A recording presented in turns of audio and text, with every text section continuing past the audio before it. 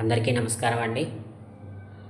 రేపటి రోజున మీరు ఏం చేస్తారంటే ఆహ్, కాస్త ఇంట్రాడే ప్రాఫిట్స్ కోసం అని చెప్పేసి ఎస్‌బీఐ అదేవిధంగా సెగ్గో గోల్డ్, సాయి సిల్క్ కళామందిర్ ఈ వీటిని ఈ మూడింటిని బై చేయండి మీరు.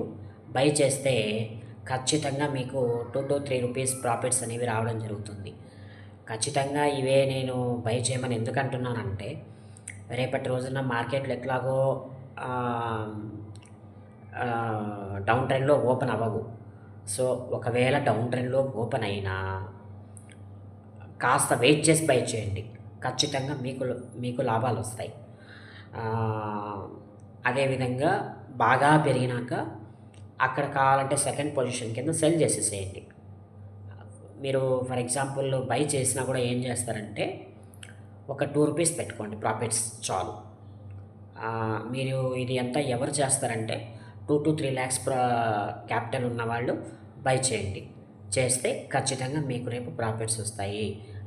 ఇప్పుడు సెంకో గోల్డ్ గురించి చెప్పుకోవాలనుకుంటే 600 దగ్గర నుంచి రూ. 200 దాకా పడిపోయిన స్టాక్ కాబట్టి డౌన్ ట్రెండ్‌లో ఉన్నప్పుడు అంటే బాగా కిందకొచ్చేసినప్పుడు ఎవరైనా సరే కొనడానికి ముందుకొస్తారు. సో, దీనివల్ల లాభం వస్తుంది. ఒక రూ. 5 దాకా ప్రాఫిట్ అనేది ఉంటుంది. సో, అదేవిధంగా కళామందిర్ గూడా రూ. 350 అరౌండ్ రూ. 400 దగ్గర నుంచి రూ. 120 దాకా వచ్చేసింది స్టాకు. సో, ఇప్పుడేంటి దీన్ని గూడా కొనడానికి రెడీగా ఉన్నారు అందరూ గూడా. సో, ఇక్కడేంటి మీకు 2-3 రూపీస్ ప్రాఫిట్స్ ఉంటాయి. ఎస్‌బీఐ అంటారా? ఎస్‌బీఐ గూడా ఇదే పరిస్థితి. సో, నెక్స్ట్ ఫోర్త్ స్టాక్ గురించి చెప్పుకోవాలనుకుంటే Jindal steel. Jindal steel heavy volatility stock అండోయ్! కొంచెం జాగ్రత్తగా చూసుకోండి. జాగ్రత్తగా చూసుకొని సెల్ ఆర్ బై చేసుకోండి. జిందాల్ స్టీల్‌లో ఒక్కోసారి రూ. 5 ప్రాఫిట్ కూడా వస్తుంది. సో, కాబట్టి దయచేసి జాగ్రత్తగా ఉండండి. వచ్చిన లాభాలను నిలబెట్టుకోండి.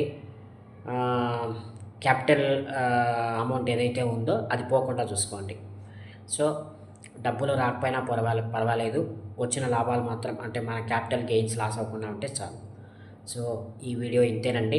మరొక మంచి వీడియోతో మరలా మీ ముందుకు వస్తాను. అంతవరకు సెలవు. నమస్తే.